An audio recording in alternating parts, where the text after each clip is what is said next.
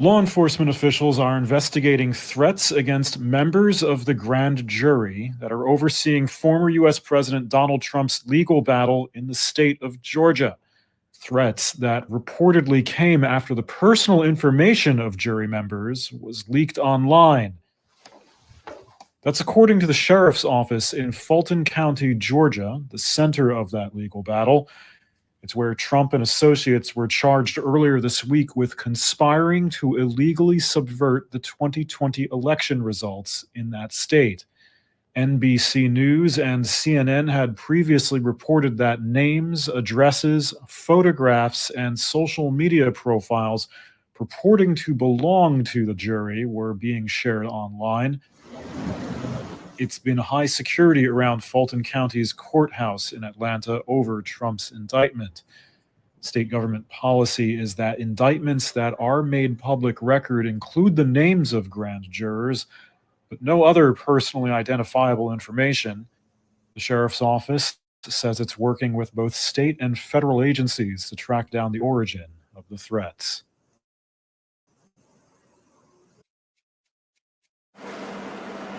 Legal experts told Reuters Thursday that any attempt to move Donald Trump's legal battle in Georgia to federal court in the hopes of a more sympathetic jury is likely to fail. Trump's former chief of staff, Mark Meadows, filed a motion on Tuesday to move the case after Trump's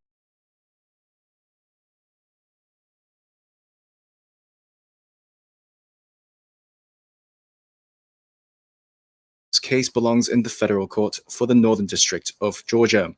If he succeeds by raising rarely tested legal questions, according to the filing, it means he will be tried before a broader jury pool that covers the congressional district of conservative firebrand Marjorie Taylor Greene, rather than jurors solely from Fulton County, which supported Joe Biden by nearly a 3-1 margin. Georgia State Law School professor Eric Siegel said Meadows' effort would add uncertainties and delay proceedings, but ultimately it would be dismissed if courts apply the law correctly. The request for removal is definitely going to delay this trial. It's going to be complicated and messy. Now, Donald Trump and the other defendants should lose these motions. And under the law, their case for removal is very weak. However, the lower federal courts and the Supreme Court in this country have changed a lot over the last 3 years. And there's really no telling what could happen in the courts. But if they apply the law to the facts, these motions should be denied. Trump may follow Meadows with a similar maneuver, but Associate Professor of Law at Georgia State Law School Karen Morrison says facts at hand don't make a great case for either of them. In a phone call after the 2020 presidential election to Georgia's top election official Brad Raffensperger, Trump urged him to find enough votes to reverse his narrow loss in the state. Raffensperger declined. Was it really their job to call Brad Raffensperger and say, come on, fellas, I just need 11,000 votes? If that's part of the regular job of the president, then okay, you can remove yourself to federal court. But I think the fact of the matter is that's not part of a president's job or any candidate's job to put pressure on local officials. And therefore, I don't think it should be removed. And who can tell what the judges are going to do? But I think overall, it's not a great case for removal. Donald Trump had tried in June to move his criminal prosecution in New York, stemming from hush money payments to porn star Stormy Daniels, to a federal court. A U.S. judge denied his bid last month. The legal experts Reuters spoke to say Trump's odds are, quote, definitely better this time. Because it is more plausible that, let's say there's a closer nexus between, making sure that the election was fair and being the president than there is between paying a porn star and being the president. But they also say he still doesn't necessarily have a winning claim. The facts are very clear. They were trying to change the result of the election, not maintain its integrity. Trump has called the indictment a political witch hunt in a social media post and accused prosecutor Fani Willis, an elected Democrat, of trying to sabotage his presidential comeback bid. The sirens, as I had mentioned earlier. The emergency management chief of Hawaii's Maui Island resigned on Thursday, one day after he defended not using sirens during deadly wildfires earlier this month. Do you regret not sounding the sirens? I do not. Herman and Dea had been criticized by local residents and media for the island's response to the wildfires. Some have said more would have been saved if the sirens went off. However, he told reporters Wednesday that the sirens would have been ineffective and confusing because they were chiefly used for tsunami warnings and would have possibly driven people away from the ocean and into the island's mountains, where fires were burning. It all comes more than a week after the blaze killed more than 100 people and hundreds of others remain unaccounted for. More than 2,000 buildings were also destroyed, causing billions of dollars of damage. Ndea cited health reasons in submitting his resignation, according to Maui County's statement. Maui County Mayor Richard Bisson was also quoted as saying, "Given the gravity of the crisis we are facing, my team and I will be placing someone in this key position as quickly as possible, and I look forward to making that announcement soon." Meanwhile, Hawaii Attorney General Ann Lopez on Thursday issued a statement saying she will appoint a private third-party agency to investigate and review how state and county officials responded to the fires. We're like, we can't have people here, and I think that's how I felt too. We're like, we can't have tourists here right now. We need to feed and take care of our own people. But no, us here in Kihei and Wailea and a lot of places in Kula, Makawao, Paia, Haiku, those places are still running. And all those people still have their bills to pay, and they're single parents, and they have mortgages, and they own businesses. This Kihei Cafe is one of the most popular breakfast place in this town. Usually it would be like line up fun. At least 10 to 11 people, or even longer. But right now, if you look around, it's just empty. We were out for dinner, and my wife went out to use the washroom.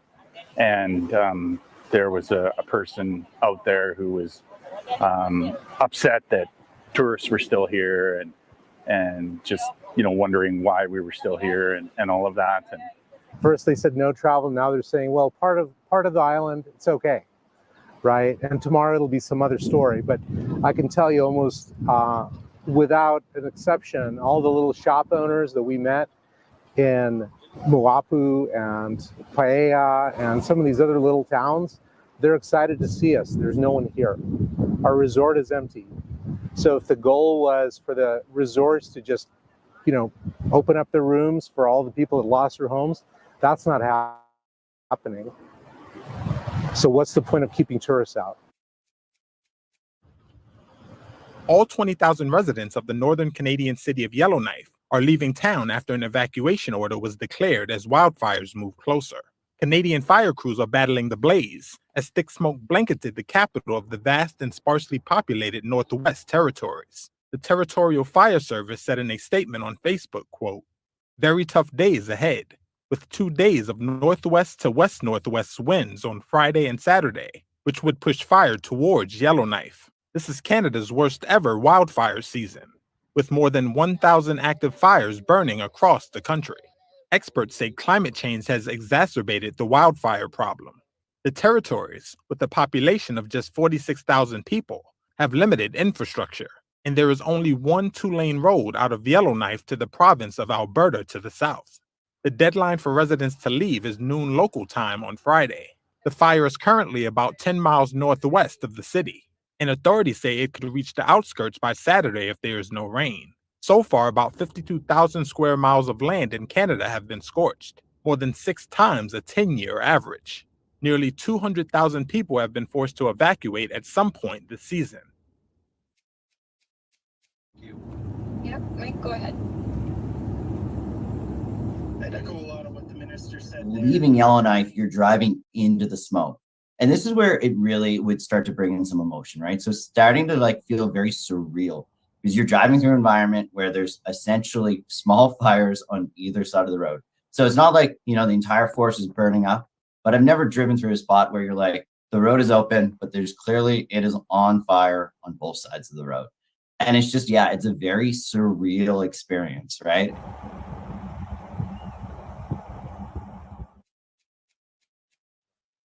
Chocolate makers like Hershey and Mondelez face tougher trading conditions over the next year. That as they try to pass on soaring cocoa costs to customers who are cutting back. Over the past few years, the industry has enjoyed big profits, as demand for chocolate has held up despite price hikes. But data shows this trend may be breaking. It comes as prices for cocoa hit 46-year highs, and sugar prices are near their highest in more than a decade. Chocolate makers are betting on the traditional resilience of their product to overcome price increases. Cadbury maker Mondelez raised its annual revenue growth forecasts last month, while Hershey hiked its profit forecast.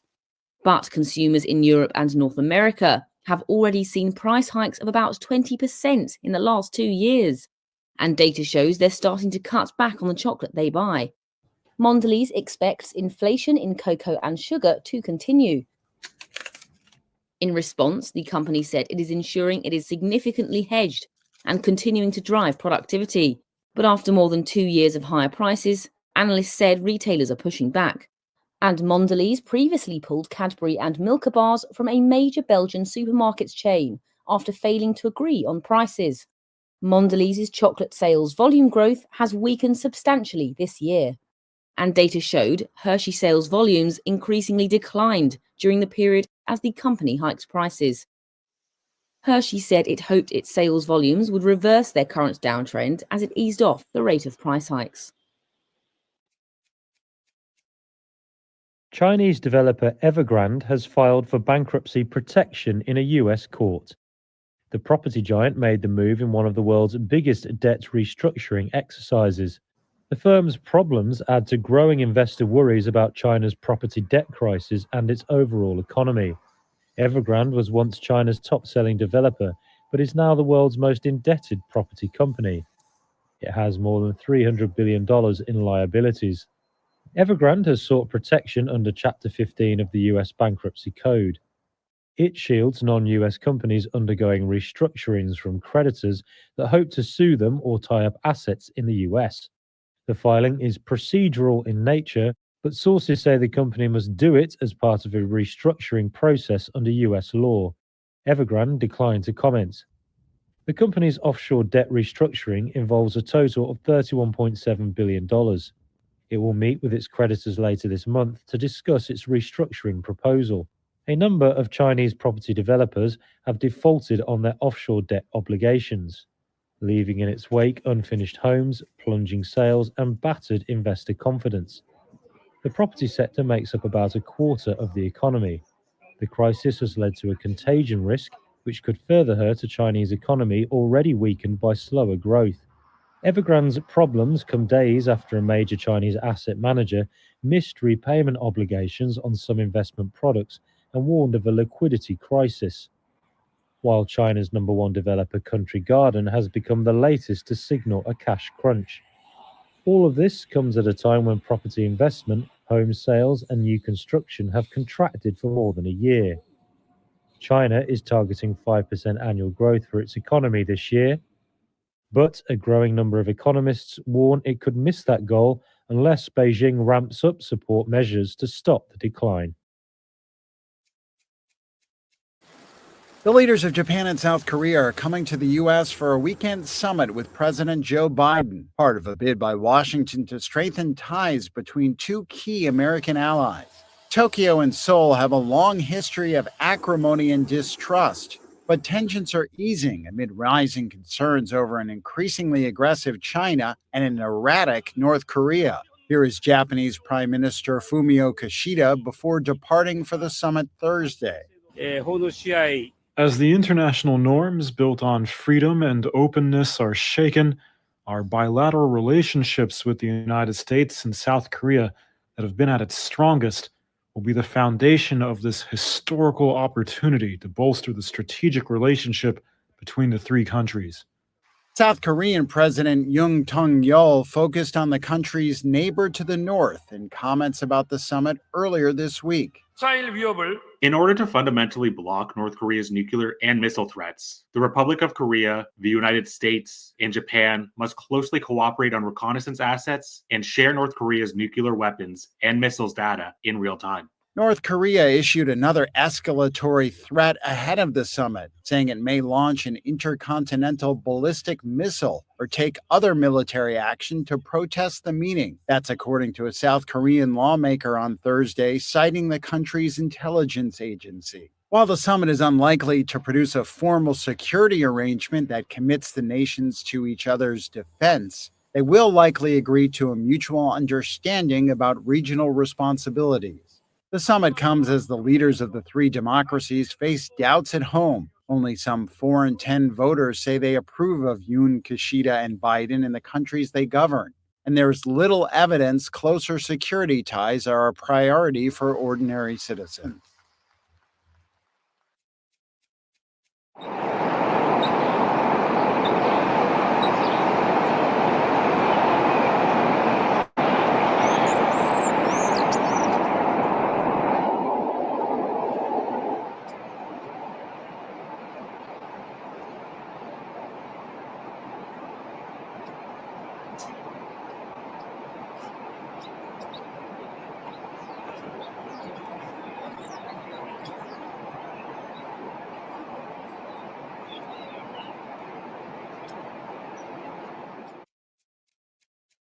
West African bloc ECOWAS stands ready to intervene militarily if all else fails to reverse a coup in Niger, the senior official said on Thursday.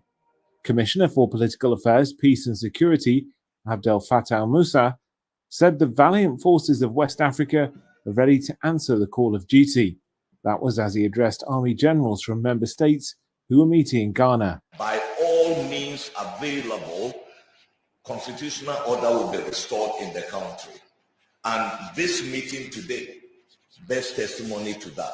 Military officers in Niger deposed President Mohamed Bazoum on July 26. They've defied calls from the United Nations, ECOWAS and Western powers to reinstate him.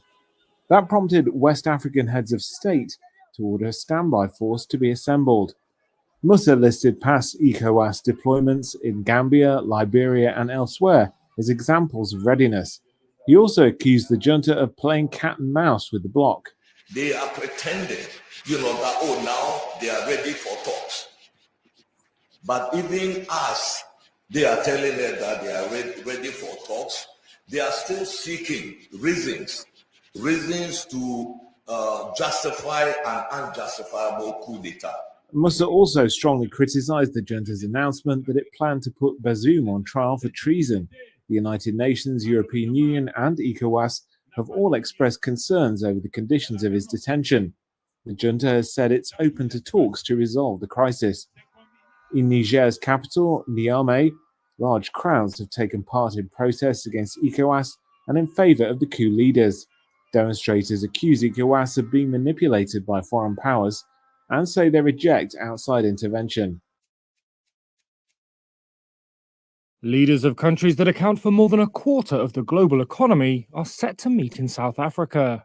Up for discussion at the BRICS summit starting on August 22nd, how to turn this loose club of nations into a geopolitical force capable of challenging the West's dominance in global affairs.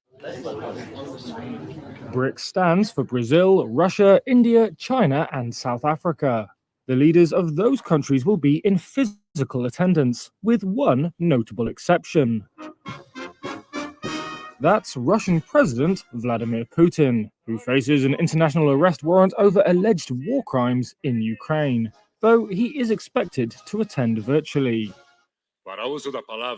Few details have emerged about what BRICS leaders plan to discuss. However, expansion is expected to be high on the agenda. Some 40 nations have shown an interest in joining, either formally or informally, officials have said, including Saudi Arabia, Argentina, and Egypt. However, there could be tensions. China wants to enlarge BRICS quickly as it tussles with the United States for geopolitical influence. Brazil is resisting, fearing the already unwieldy club could see its stature diluted. Russia is keen to bring in new members as it seeks friends amid its diplomatic isolation over Ukraine. Its most important African ally, South Africa, is on the same page. India is on the fence. What unites the bloc, though, is skepticism about a world order they see as serving the interests of the United States and its rich country allies. BRICS nations are keen to project themselves as alternative development partners to the West. The bloc's new development bank wants to de-dollarize finance and offer an alternative to the IMF and the World Bank. However, it's only approved $33 billion of loans in nearly a decade. That's about a third of the amount the World Bank committed to disbursing just last year. The NDB has also been hobbled by sanctions on Russia. South African officials say talk of a BRICS currency, mooted by Brazil earlier this year as an alternative to dollar dependence, is off the table. Institutional development of BRICS. Nevertheless, South Africa's Foreign Minister Naledi Pandor has said BRICS wants to show leadership, particularly in terms of the development and inclusion of the Global South in multilateral systems. The theme of the Johannesburg summit is BRICS and Africa. That emphasizes how the bloc can build ties on a continent increasingly becoming a theater for competition between world powers. Africa is also in the eye of the climate change storm. Carbon-intensive BRICS nations, accounting for 40% of the global population, also make up about the same share of greenhouse gas emissions.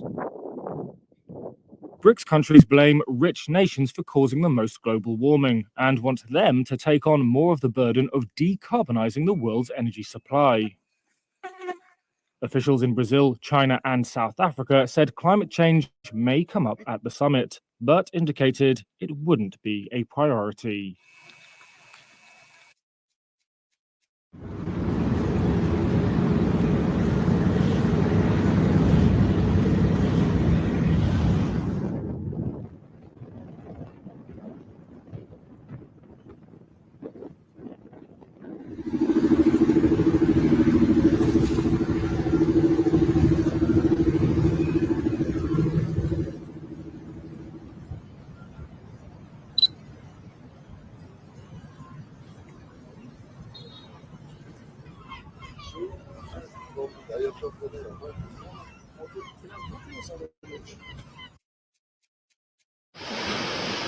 When New York City heats up, residents head to the city's many beaches to cool off. But this summer, they're eyeing the waves with renewed wariness after the city saw its first shark attack in decades. I'm kind of scared, really, for my kids. But she likes the beach. They like the beach, so I try to, let them wet their feet. But now it's really scary, so just got to be careful and stay out of the water. Police at Rockaway Beach in Queens are using drones to monitor the waters. This is set to continue 7 days a week from dawn until dusk until the end of summer. Lifeguards, too, are on high alert. I see the drones, I hear them, and I see the helicopters. So, I mean, they're doing their jobs, The surveillance is full on after a shark attack reportedly left a 65-year-old woman in serious but stable condition. It was an extremely rare encounter, says Hans Walters, a field scientist with the Wildlife Conservation Society. Well, shark attacks, shark incidents, shark encounters in general are rare. The ones where people are injured to that extent are the rarest of the rare. As a matter of fact, this is the first shark attack incident encounter period in New York City in over 60 years. But Walters studies the movement and pattern of sharks and says that those patterns may be changing. There were 8 encounters with sharks in 2022 in New York waters, not the city, but out in Long Island. And then around 4th of July, there were 5 already this year. And that is unusual because prior to that, there were only a dozen. So, but what is the reason for it? We don't know. Some marine experts have suggested that sharks have moved closer to shore in recent years because a warmer ocean has brought their prey into shallower waters. Walters says more research is needed. We don't know if there are certain drivers or what those drivers are. It's going to be up to us as scientists, meaning the Wildlife Conservation Society and our various research partners in academia and otherwise in New York, to sort of see if we can tease this out. Some New York residents remain unfazed by the recent trend. It will not stop me from going in the water.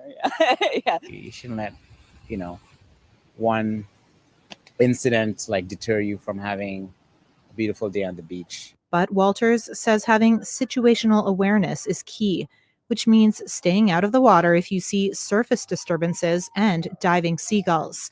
He says ultimately, sharks follow their fish of choice. When they move on, the sharks and the other predators will move with them.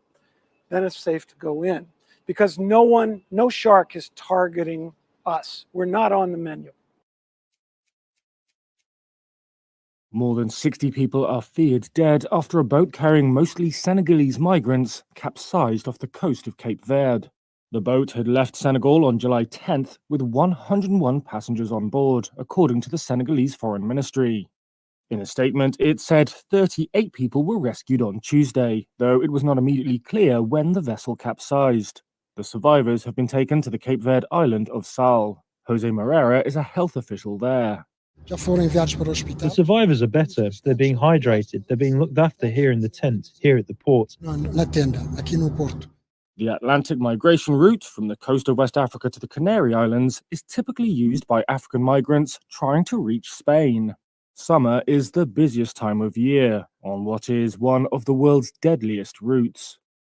At least 559 people died attempting to reach the Canary Islands in 2022, according to the International Organization for Migration. It said another 126 were killed or went missing in the first 6 months of this year, with 15 shipwrecks recorded. In late July, a migrant boat capsized off the coast of Senegal's capital, Dakar. At least 15 people drowned. IOM spokeswoman Safaram Saleh said safe and regular pathways to migration were sorely lacking.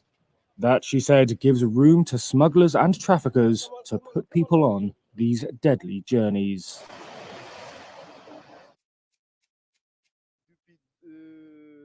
Young Afghans Idris and Fawad have shared experience of the same horrifying ordeal. They were on a small boat with dozens of other migrants crossing the channel from France to England when it began to sink. 6 people died. 22-year-old Idris was convinced he would be one of them. I never believed I would survive. I thought I was dying and was ready to die. I asked God to forgive my sins. I also remembered my mother and father. I kept swimming for the sake of my parents and my brothers and sisters because we have left home and are going through all this suffering for their sake. I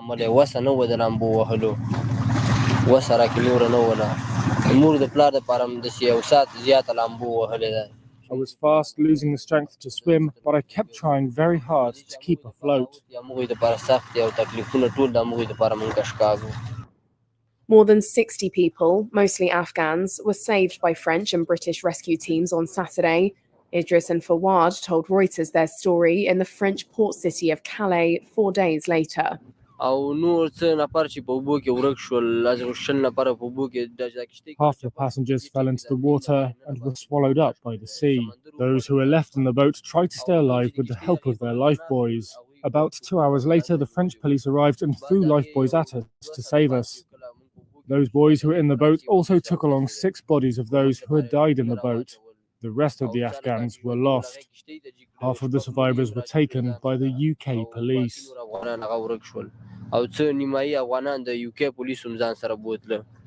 The channel between France and Britain is one of the world's busiest shipping lanes. Currents there are strong, making crossing on small boats dangerous. People smugglers typically overload rickety dinghies, leaving them barely afloat and at risk of being lashed by the waves as they try to reach British shores. Fawad is 15 years old. He declined to show his face for this interview. When the boat sank, he says he swam before eventually falling unconscious. When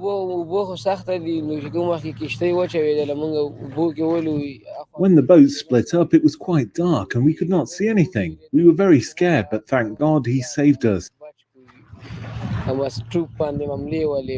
We stayed alive because of the lifebuoys until the French police arrived. Fawad has been in France for 2 months, mostly sleeping on the streets. He's not sure what he'll do next, but he says he's traumatized by what he and Idris lived through. Idris left Afghanistan a year ago and has been in France for 8 months, waiting to go to Britain. But he says he will not risk a second crossing attempt. A French judicial source said Thursday that 2 Iraqis suspected to be people smugglers and 2 Sudanese suspected of helping them in return for a lower price for the crossing are being formally investigated over the deaths. Over 2,000 migrants have reached Britain in small boats in this month alone. Conservative British Prime Minister Rishi Sunak has repeatedly pledged to stop the boats ahead of an election expected next year. Paramilitary troops were called in to guard a Christian settlement in eastern Pakistan on Thursday, where a Muslim mob vandalized and torched several churches and scores of houses. The violence unfolded after 2 men were accused of desecrating the Quran in Jaramwala, the industrial district of Faisalabad, police said. Rioters were demanding that the 2 accused men be handed over to them, though the pair had already fled their homes. This protester accused the police of failing to act to bring the accused men to justice. When a man smuggles cocaine, he is apprehended within hours, but the blasphemers have not been arrested after 24 hours, he says. Police should side with Muslims, he adds. The attack started on Wednesday, continuing for more than 10 hours without any intervention by police who were at the scene, witnesses said. People's houses were burned down. 3 or 4 churches were set on fire. Whatever happened could have been settled through negotiations by sitting down together, which did not happen. Now things have reached a stage where rangers have been called in. The entire city is in lockdown. Police denied the accusations and said security forces at the scene had prevented an even worse situation. Salim Qasim Mas's home was among those gutted. When I saw my house, I felt a jolt in my heart and I thought I was going to fall. I immediately came out of my house and sat down. We have not committed any crime. All this is a grave injustice towards us. Residents said they witnessed thousands of Muslims, led by local clerics, carrying iron rods, sticks, knives, and daggers during the rioting. The troops have cordoned off the Christian colony, blocking all entry and exit points with barbed wire, while hundreds of Christians took refuge in a nearby district. Police arrested over 100 suspected rioters, the Pakistani government confirmed in a statement, adding that an inquiry had been ordered into the incident. Local and national government leaders pledged support for the Christian community in the aftermath. This is provincial government leader Mohsin Naqvi. The losses that you people have suffered, as a government, as a Muslim, as a human being, it is my duty to compensate your loss and restore it to its original form. This is my and my team's promise to you that within 3 or 4 days, we will restore your properties to their original state. Our teams are already working on it. Blasphemy is punishable by death in Pakistan, and although no one has ever been executed for it, many accused people have been lynched by outraged crowds. Rights groups say accusations of blasphemy are sometimes used to settle scores. That has left hundreds of people in prison after being accused, because judges often put off trials, fearing retribution if they are seen as being too lenient, according to the rights groups. The criminal charges filed against former U.S. President Donald Trump in Georgia include allegations that he violated laws designed to fight organized crime groups in the 1970s, called RICO. But what is RICO, and how is an anti-mafia law used against Trump? RICO stands for the Racketeering, Influenced, and Corrupt Organizations Act. It was passed by Congress in 1970, mostly to target the mafia. Most states, including Georgia, then followed suit with their own versions. Professor David Sklansky is with Stanford University's law school. Like the federal model, the Georgia statute allows prosecutors to sweep together in a single indictment and most likely in a single trial, a large number of defendants, and a large number of different criminal schemes, all of which are related only in that they're part of the same overall pattern of racketeering through an enterprise. And a pattern of racketeering just means two or more violations of particular state crimes. RICO was made to go after mafia kingpins who kept their hands clean by letting henchmen do the dirty work and parking any money they got from it in shell companies or other fronts. So why is RICO being used now? Today, the mafia has largely been dismantled in the United States, but prosecutors have widened RICO's use to other groups, such as Wall Street banks that engage in illegal market manipulation. The Fulton County District Attorney prosecuting Trump is herself no stranger to the statute. To date, this office has indicted, since I've been sitting as a district attorney, over 12,000 cases. This is the 11th RICO indictment. The district attorney who brought this case, Fannie Willis, previously prosecuted a number of educators in the Atlanta area for a conspiracy to cheat on standardized tests. And that was a RICO indictment, a Georgia RICO indictment. It charged 35 different defendants. It is cumbersome. It does create lots of complications, but it's been done before, and it's been done before by this district attorney. As it pertains to Trump and the 18 associates charged with him, prosecutors wouldn't necessarily need to prove that he personally broke the law. They'll try to prove that he knowingly coordinated with others who did. The indictment alleges a conspiracy by Trump and his allies to subvert the results of the 2020 election in Georgia through a combination of pressure on state officials and attempts to illegally access election equipment. Trump denies wrongdoing and maintains that the charges are politically motivated. Are you using the right sunscreen? With world temperatures reaching record highs this summer, experts say you might need to think twice. Sunscreens aren't all the same, and during extreme heat, those differences can matter. There are two major types. Mineral sunscreens create a physical barrier that reflects UV light before it penetrates the skin.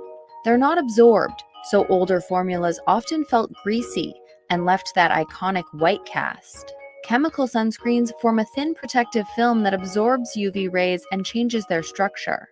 If your sunscreen comes in the form of a lighter cream or spray, it might be this. But according to the American Academy of Dermatology, you'll want to reach for mineral sunscreens during heat waves, when temperatures hit 90 degrees Fahrenheit or above with high humidity. That's because chemical sunscreens can lose their filtering abilities when exposed to extremely high temperatures. And it's not just about choosing the right sunscreen. Habits matter too. Many people only apply about 20% to 50% of the sunscreen they need. Adults need 1 ounce of sunscreen, about a shot glass full, and dermatologists recommend a double layer for your face or anywhere else that's more exposed. Sunscreens should usually be reapplied every 2 hours and after swimming or sweating. But you'll be sweating more during a heat wave, so you need to reapply more often. They also say leaving your sunscreen out in the heat can decrease its efficacy, so try storing it in a cool, dark place.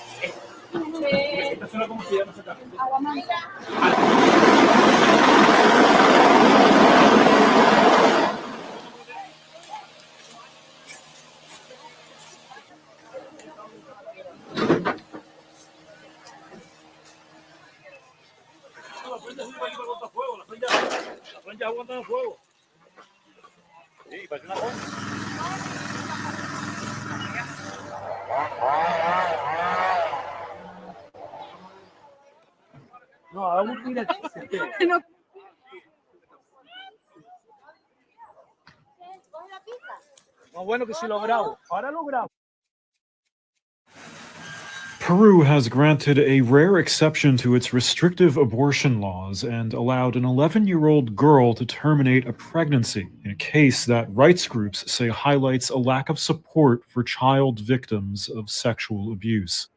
The girl has been publicly identified only by the name Mila and, according to a police report, was raped for years by her stepfather. Earlier this month, she approached a hospital in an area of the Amazon for an abortion, but was turned away. Peru's reversal of that earlier denial came after the United Nations pressured authorities to intervene. Abortion is only legal there if the mother's life is endangered. Susana Chavez is the director of a feminist NGO called Promsex. Mila es una niña de 11 años que lamentablemente Mila is an 11-year-old girl who unfortunately lives in a situation of deep poverty, donde haya in one of the areas where there is the highest rate of pregnancies among girls, niñas and where sexual violence is widely tolerated. tolerado la violencia sexual. Mila ha sido Mila was subjected to rape since she was 7 years old. sexual desde que tenía 7 años. Y cuando ella tenía 7 años, The authorities were aware that she was a child victim of inappropriate touching. víctima de tocamiento. However, they did not intervene in that family until years later when Mila got pregnant. Luego, años después, cuando Mila resulta embarazada. Se le quiso imponer que They wanted to force her to continue with the pregnancy because they told her this was her destiny and that abortion was dangerous. Meanwhile, authorities are searching for Mila's stepfather, who was arrested in July but later released for insufficient evidence. That move was widely criticized, and the Peruvian presidency ordered his immediate recapture. His whereabouts are unknown. This is what the streets of Egypt look like at night. Rolling blackouts have become a symbol of its economic crisis, as the country faces record inflation and a weakening currency. And that's a big problem for President Abdel Fattah al-Sisi, just months before the country heads to the polls. الواحد بيبقى مخنوق نفسيته بتتعب كان الواحد عايش في تربة. Residents haven't experienced this level of service cuts since the uprising years ago, when frequent outages helped turn the public against Egypt's first democratically elected leader, Mohamed Morsi. Sisi led his ouster in July 2013. Critics like Gamila Ismail, head of Al Dastur Party, one of the opposition groups, sees echoes of the past today. انقطاع الكهرباء هو في الحقيقة مظهر من مظاهر فشل السياسات الاقتصادية والفشل في الإدارة. في الحقيقة الانقطاع بتاع التيار الكهربي ما حصلش من 2013، فهو بيرجعنا شوية لسنين طويلة ورا واللحظة سياسية ما، فالناس عندها شعور إنه إحنا ماشيين في اتجاه معين ممكن يبقى مشابه لاتجاه حصل من سنوات طويلة. Sisi took power in 2014 on promises of stability and development. A former army chief who's overseen a far-reaching crackdown on political dissent, he's widely expected to secure a third term in elections due by early 2024. But Egypt's economic troubles are shaking faith in his record. Sisi has shifted blame largely on other factors like the global health crisis and the war in Ukraine. This is Mustafa Bakri, a pro-Sisi member of parliament. He acknowledges that the economy is suffering from crises, but likens it to the financial troubles in the US. He says the Egyptian people will bear the burden because they learned their lesson after the 2011 protests. Analysts say the electricity cuts are partly caused by a dip in Egypt's production of natural gas, which powers most of Egypt's grid and is an important earner of hard currency. The government denies that and says the cuts were simply necessary due to a surge in air conditioner use during unusually hot weather. Residents say they have hit some areas harder than others, fueling a sense of inequality as Many complain that life has become tougher due to subsidy reforms, taxes, and soaring prices.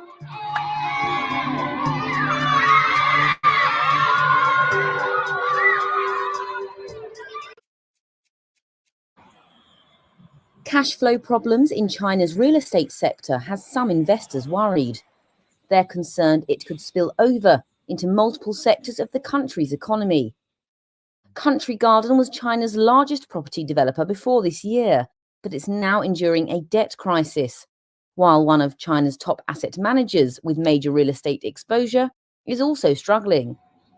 Zhongrong, a subsidiary of Zhongji Enterprise Group, has missed some repayment obligations, prompting investors to protest outside of its building in Beijing. The state of these firms has fueled worries the country's real estate woes may affect its $57 trillion financial industry. It has also highlighted the potential of outsized exposure of China's $3 trillion shadow banking sector to the property sector. Gary is a senior economist at Natixis. As long as the problem in the cash flow of developers are not solved, it's possible to see more credit events like this here and there across the shadow banking sector. So I think in general, it means that investors are likely to be more risk adverse, which doesn't really serve too well for the goal to actually help developers. Since the sector's debt crisis unfolded in mid-2021, companies accounting for 40% of Chinese home sales have defaulted. Most of them were private property developers. It has led to many unfinished homes, unpaid suppliers, and creditors. Those creditors are not only financial institutions, but also ordinary people who bought wealth management products linked to trust financing. There is very little liquidity left in both the equity and debt markets as investors and creditors now avoid the sector. With home sales already very weak, the debt crisis could delay the prospect of a recovery of both the property market and the broader Chinese economy. China's property sector accounts for more than half of global new home sales and home building. It is the largest asset class in the world, with an estimated market value of around 62 trillion. The Chinese government is yet to announce any bold stimulus measures to combat the issue. He got it done without a single vote in the other team. U.S. President Joe Biden threw a party at the White House to mark the first anniversary of the passage of a key piece of legislation Wednesday, the Inflation Reduction Act. He addressed lawmakers who helped turn the bill into law. 1 year ago, with your leadership, I signed the Inflation Reduction Act into law. And one of the most significant laws I think has ever been enacted, taking on the special interest and winning. This is more than an anniversary. Biden is touting the bill as he seeks re-election, and he's betting on the IRA to help him get there. But he's got to be able to answer a question Americans may be asking. What's in this law? Reuters White House correspondent Jared Renshaw explains. It's basically Biden's signature climate change law. It has a basket of tax credits to promote renewable energy production, hydrogen, nuclear, solar, wind. So that's the big core of it.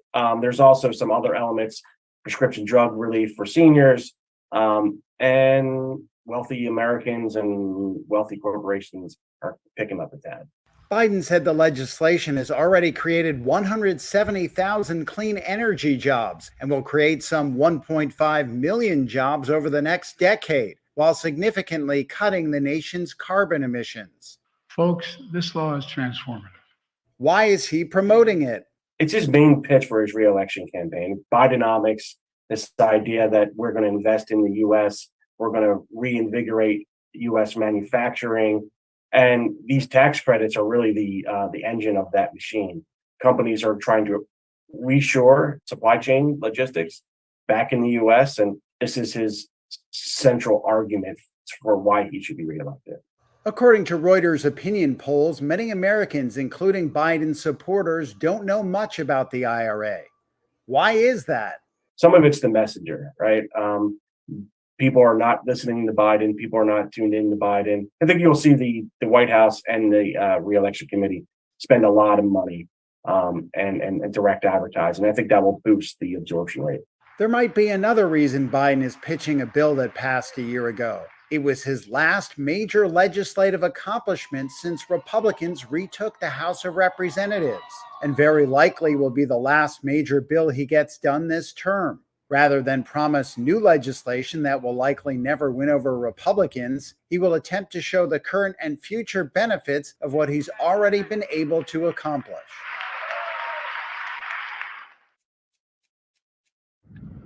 From a job cooking school lunches to lugging jerry cans of Fukushima seawater for radiation tests, Ai Kimura has no background in science. However, after the Fukushima nuclear disaster in 2011, she and a group of other women began to help test the city's water and food. And they fear that Japan's preparations this summer to release more than 1 million tons of treated radioactive water in the sea nearby could stir up anxiety reminiscent of the tragedy 12 years ago. The nonprofit workers call themselves Tarachine, which means mother in traditional Japanese poetry. Most of them are indeed local moms who were taught by doctors and scientists to measure radiation. Kimura serves as Secretary General of the group. It's clear that little by little the level of radiation is falling as 12 years have passed. Our measurements have confirmed that the amount of radioactive material is lower now than it was 12 years ago. Kimura lost her job making school lunches after the disaster. She joined the group in 2014 and learned to measure radiation in the hopes of protecting her daughters, who were teenagers then. There are no walls in the sea, so once you release the treated water, it will probably continue to be released for decades or even centuries until the fuel debris from the Fukushima plant is removed, and you can't take the treated water back. The government and an international nuclear regulator say the plan to release the water is safe, but it has alarmed neighbors, particularly China and Asia's fishing industry. Authorities say the water has been filtered to remove most radioactive elements, except for one called tritium, which is hard to separate from water. But the treated water will be diluted to well below internationally approved levels of tritium before being released into the Pacific Ocean. When the water is released, we will keep on providing data so that fathers and mothers can decide for themselves, and children can also decide when they grow up whether to eat Fukushima fish or not, or whether to go swimming in the sea or not. Kimura says what the mothers want is more dialogue between officials and plant operator Tokyo Electric Power on one side and fishermen and citizens on the other, over not only safety but also the release's psychological impact. Japan has not yet said when they will release the water. The husband of pop superstar Britney Spears is seeking divorce after 14 months of marriage. Sam Asghari and Spears had their wedding months after she was freed from a conservatorship that her father set up, in which her personal life and finances were controlled for more than a decade. However, on Thursday, Asghari cited irreconcilable differences between the pair, according to a filing in a Los Angeles court on Wednesday. He also seeks spousal support and payment of legal fees by Spears. On his social media, the 29-year-old said he and Spears have decided to end their journey together, adding they will hold on to the love and respect they have for each other. Representatives for Spears did not immediately respond to requests for comment. Asghari and 41-year-old Spears got married in June last year after dating for nearly 6 years. During court proceedings around her conservatorship, the pop star said she longed to get married and start a new family without any restrictions.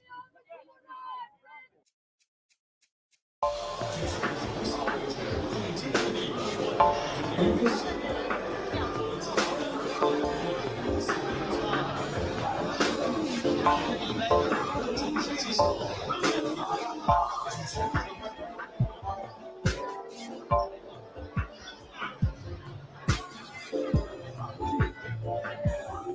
通过我们最新一代发布的超级电机，我们的机器人可以统一控制它的每一个关节，让它的动作非常自然。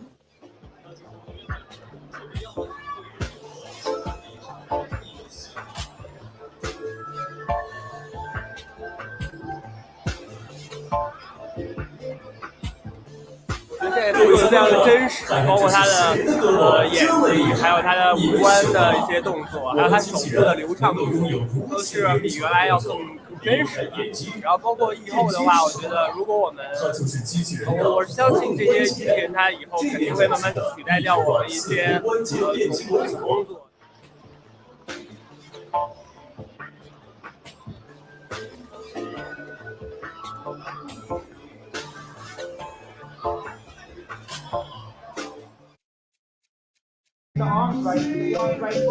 Being a companion, lifting up heavy loads, helping with physical therapy, the duties of caregivers may soon be helped or replaced by robots. In a world where humans are facing a rising demand for healthcare services and the supply of caregivers is falling short, how could robots play a bigger role in helping older people? I believe that robots can be a great asset in providing care and assistance to vulnerable people.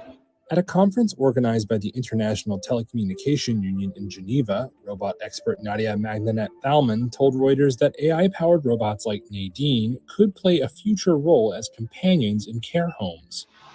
It's great to meet you two. How can I help you? This is a social robot equipped with human-like gestures and expressions. Thalmann said Nadine and robots like her can be on hand 24 hours a day. I worked as a companion in the elderly home RICO in Singapore during 2020. My role was to interact with elderly on their demands and play a bingo with them. It was a great experience, and I enjoyed interacting with the elderly and helping them with their needs.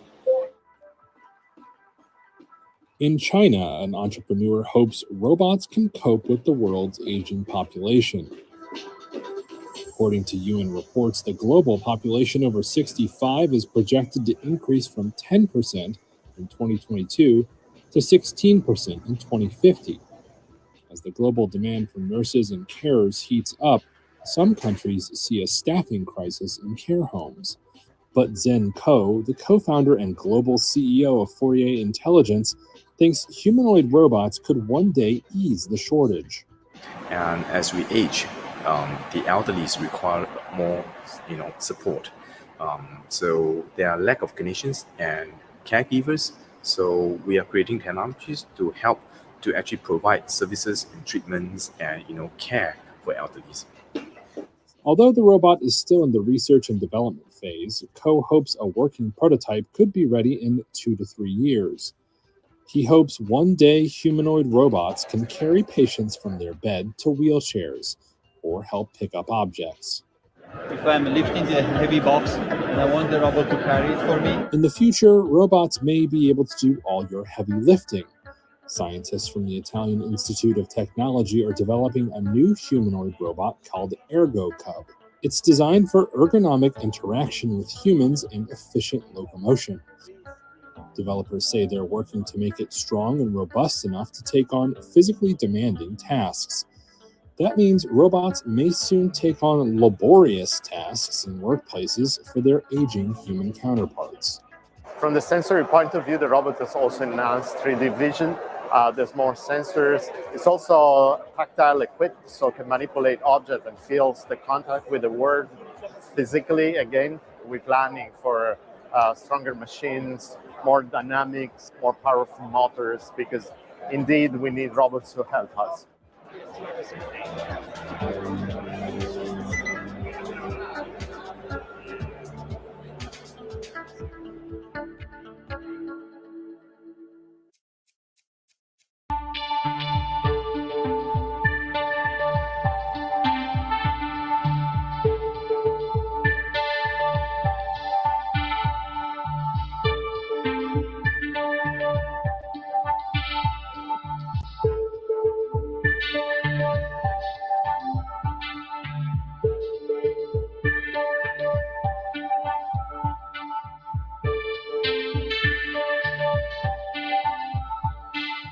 O grande ponto é que se sabe muito pouco a respeito dos lagartixídeos.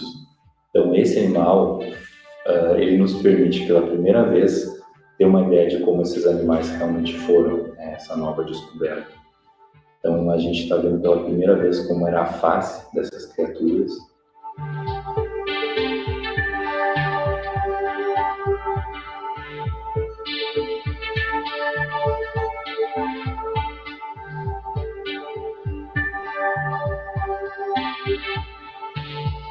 fato é que, juntando toda a informação nova da anatomia desse animal, a gente consegue ver pela primeira vez, então, um desses precursores dos pterossauros de uma forma tão clara.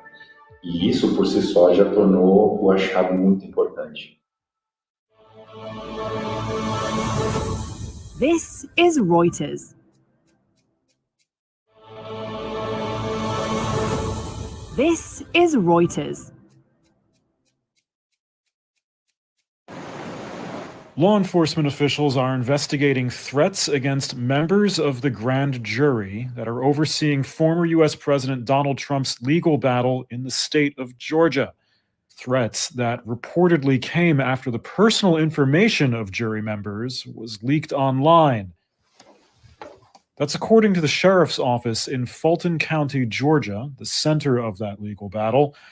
It's where Trump and associates were charged earlier this week with conspiring to illegally subvert the 2020 election results in that state.